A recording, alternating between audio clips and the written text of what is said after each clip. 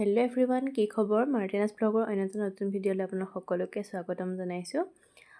আজি মই ভিডিঅ'টো আৰম্ভ কৰিছোঁ মোৰ ৰাতিপুৱা মৰ্ণিঙৰ পৰাই ষ্টাৰ্ট কৰিছোঁ আৰু মোৰ মৰ্ণিং সদায় দেৰিকৈ হয় আৰু মানে যেতিয়াই নহওক কিয় মোৰ কাৰণে সোনকালেই আৰু যিহেতু চব অকলে কৰিবই লাগিব সকলোখিনি কাম। আৰু প্ৰথমতে মোৰ কামটো হৈছে খিৰিকীখন খুলি লোৱা, মানে মুখ হাত ধুই চাহ একাপ ব্ৰেকফাষ্ট কৰি লোৱাৰ পিছতে মই ষ্টাৰ্ট কৰি দিওঁ আৰু মোৰ কামখিনি। প্ৰথমতে মই খিৰিকীবোৰ ভালকৈ মেলি লওঁ যাতে পোহৰো আহে আৰু মানে ঘৰ সাৰিলে যাতে ধূলিটো ভিতৰতে ৰৈ নাযায়। আৰু মই মানে খিৰিকী নেমেলাকৈ ঘৰ চৰ সাৰি মানে একো পাৰফেক্ট নোহোৱা নিচিনাই পাওঁ, কাৰণ ভিতৰতে ধূলিটো ৰৈ যাব ন যদি মই খিৰিকীখন মেলিয়ে নলওঁ। আৰু খিৰিকীখন মেলি লোৱাৰ পিছত কাম কৰিও ভাল লাগে পোহৰটো হৈ যোৱাৰ পিছত, যিমানে আপুনি লাইট নিদিয়ক কিয়। মই কিন্তু ঘৰ সাৰি থকা সময়ত লাইট চাইট নিদিওঁ, খিৰিকী মেলি লওঁ যাতে মই পোহৰো পাওঁ ধুনীয়াকৈ আৰু ধূলি চুলি এইবিলাক মানে চব যাতে বাহিৰলৈ গৈ থাকে, তেতিয়াহে লাগে যেন সঁচাকৈ চাফা হৈছে। আৰু সেইবাবে মই চোফাত যিহেতু বহি থকাই হয় আৰু সদায় মোৰ কাম মানে ঘৰ সাৰোঁতে এইবিলাক ঠিক কৰিব লাগে, ফিটিং কৰিব লাগে, কুচমুচ খাই থাকে কাপোৰ কানিবিলাক। আৰু মই কুচমুচ খাই থকাৰ পিছত মই ওপৰতে মানে ঘৰ সাৰি নিবলৈ কিবা পচন্দ নকৰোঁ, মোৰ ভাল নালাগে, যেন কিবা আধৰুৱাকৈ কৰি থৈছোঁ তেনেকুৱা নিচিনা ফিল হয়। আৰু সেইকাৰণে মই মানে আগে ফিটিং চিটিং কৰি লওঁ কুচমুচ খাই থকা বস্তুখিনি। তাৰপিছত এটা এটাকৈ মই বস্তু আঁতৰাই লওঁ, ফুলদানি চুলদানি, যাতে চুকে কোণে ধূলি অলপো নৰয়, মই ভাল নাপাওঁ। ওপৰতে সাৰি থ'বলৈ মানে কিছুমানে ভাল পায় যে সহজতে হওক, কিন্তু মোৰ সহজতে হোৱাতকৈ মানে কামটো ভালকৈ হ'লেই মোৰ ভাল লাগে। আৰু সেইবাবে মই সদায় একেখিনি কামেই বাৰু আজি ভাবিলোঁ আপোনালোকক দেখুৱাওঁ কি কিনো কৰোঁ। এফালৰ পৰা মই এটা এটা ছাইডকৈ মানে সাৰি যাওঁ। তাৰপিছতে মোক দেখিছে ড্ৰয়িং ৰুমটো প্ৰায় মোৰ কাৰণে চিজিল হৈ গৈছেই, খুব বেছিও নহয়, কিন্তু মই যিখিনি কৰোঁ মানে সেইখিনি মোৰ কাৰণে পাৰফেক্টে হয়। তাৰপিছতে মই দৰজাখন খুলি পেলাই জাবৰ জোথৰখিনি মানে আগফালেই মই পেলাই দিওঁ। আৰু ইয়াতে মই অনলি ড্ৰয়িং ৰুমটো সাৰা ভিডিঅ'হে আপোনালোকক দেখাইছোঁ। মোৰ সম্পূৰ্ণ মানে বেডৰুমৰ ফালে মোৰ সাৰা হৈ গৈছিলে, আৰু এই ড্ৰয়িং ৰুমটো সাৰিলেই মোৰ সাৰা কামটো হৈ যাব। আৰু ইফালে মই মেচিনতো কাপোৰ দি থৈছোঁ, সাৰি পেলাই আকৌ মই মেচিনৰ কাপোৰখিনি আনি মেলিবও লাগিব। সেইবাবে মই মানে বেছি দেৰিও কৰি থকা নাই, ভালকৈ বোলো সাৰি লওঁ। আৰু ওপৰলৈ মই সদায় চাওঁৱেই, কিহৰ কাৰণে সাৰোঁতেই মই মানে মকৰা জাল চালবিলাক থাকে, এইবিলাক মই লগতে লৈয়ে যাওঁ। নহ'লে কি হয়, এদিন মকৰা জাল মানে গুচোৱা হয়হে, আকৌ দুদিন পিছতে একেখিনি ঠাইতে দুবাৰ তিনিবাৰ মানে ডাবুল মকৰা জাল হৈ থাকে। আৰু তাৰপিছতে মই ধুনীয়াকৈ জাবৰখিনি মানে আগফালে উলিয়াই দিছোঁ। আৰু এনেও তেতিয়া প্ৰায় 9টা বাজিছে আৰু এইফালে মই ঘৰ সাৰি আছোঁ, আনফালে মানুহজনে আকৌ মাছৰ বেপাৰী আহিছে, থেকেৰা মাছ তেওঁ খুব ভাল পায় আৰু সেইকাৰণে তেওঁ মাছ লৈও থৈছে।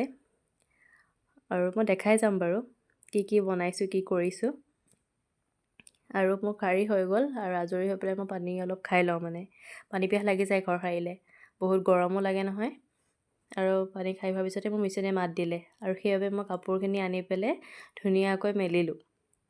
মেলাৰ পিছতে আকৌ মানুহজনে ক'লে, তুমি কি কামেই কৰি থাকিবানে, চাহ একাপ নিদিয়া? সেইবাবে আকৌ লিগাৰ চাহ তেওঁলৈও একাপ মোলৈও একাপ বনাই ল'লোঁ।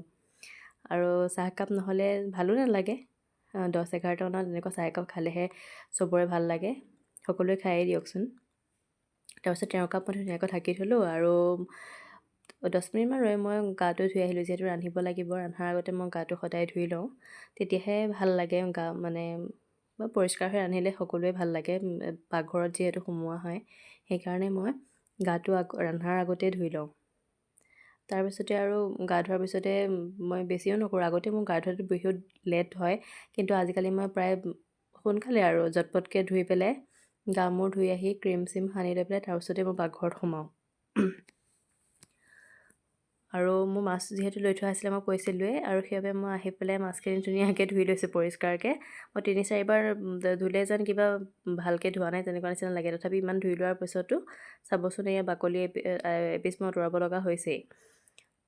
মানে মাছখিনি বাৰু ধুনীয়াকৈ কাটি দিছে, আৰু মাছখিনি মই এপিচ এপিচকৈ মানে ভালকৈ ধুই লওঁ।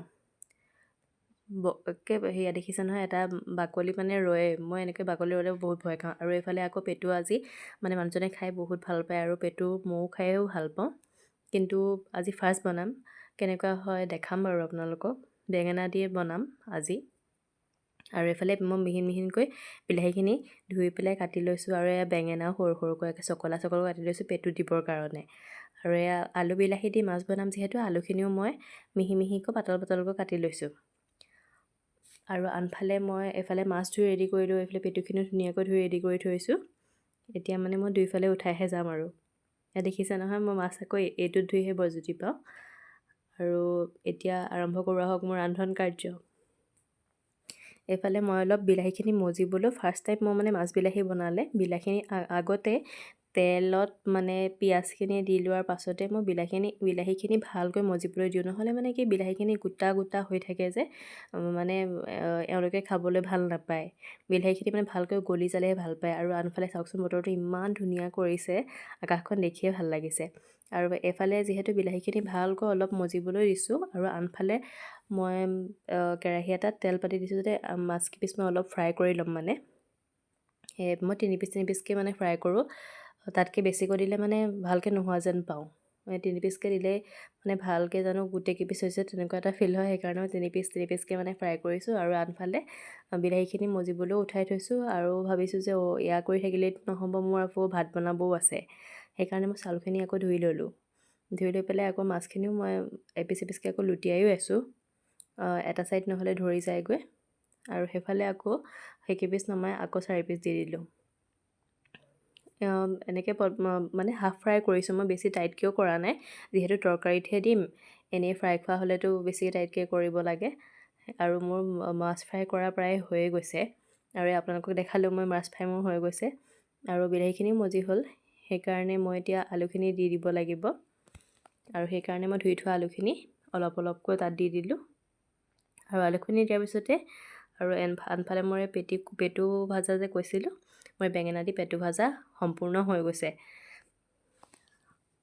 চাওকচোন ইমান ধুনীয়া সুগন্ধ হৈছে। মই ঢাকনাখন দাঙি চাইছোঁ গোন্ধটো ভাল আহিছেনে নাই। পেটুৰ গোন্ধটো সকলোৱে চাগে ভালেই পায়, মই কিন্তু খুব ভাল পাওঁ। আৰু আনফালে মোৰ আকৌ বনাব আছে, এফালে কলডিল কাটি থৈছিলোঁ, তিয়াই থৈছোঁ, মানে কলডিল ভাজি অকণো কৰিব লাগিব।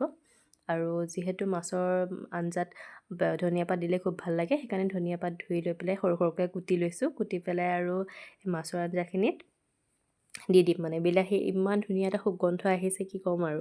বিলাহী আলু দি পেলাই মাছ খুব ভালেই পাওঁ মই। আৰু আজিলৈ মোৰ ভিডিঅ'টো মই ইমানতে সামৰণি মাৰিম, যিহেতু মোৰ ৰন্ধা প্ৰায় হৈয়ে গ'ল। পেটুও হৈ গৈছে, তাৰপাছতে মই কলডিলকণো ভাজি ল'লোঁ, আৰু এইফালে মোৰ মাছৰ তৰকাৰীখনো ভাজি প্ৰায় হৈয়ে গ'ল। কিন্তু মাছৰ তৰকাৰী মানে কি বনাই প্ৰায় হৈয়ে গৈছে, সেইকাৰণে লাষ্টত মই ধনিয়া ওপৰত দি দিছোঁ। ধনিয়া দিলে সুগন্ধটো ইমান বেছি ভাল লাগে, মই বহুত ভাল পাওঁ কিন্তু ধনিয়া দিয়া তৰকাৰী। আপোনালোকে কেনেকুৱা পায় প্লিজ কমেণ্ট কৰি জনাব। আৰু মই এতিয়া আৰু পাকঘৰৰ পৰা ওলাম, মানে মোৰ ৰন্ধা প্ৰায় হৈয়ে গ'ল, সম্পূৰ্ণ হৈ গ'ল, এতিয়া খাব লাগে জাষ্ট। আৰু আপোনালোকে ভিডিঅ'টো চাই কেনেকুৱা পালে কমেণ্ট কৰি জনাব। আৰু আজিলৈ মোৰ পাকঘৰৰ কাহিনী ইয়াতে সামৰণি মাৰিছোঁ। আৰু মেকুৰীৰ ভয়ত মই লগতে আকৌ খিৰিকীখনো মাৰি থৈছোঁ, দেখিছে নহয়। মানে আগতে মই মেলিয়ে থওঁ, কিন্তু মেকুৰীৰ কাৰণে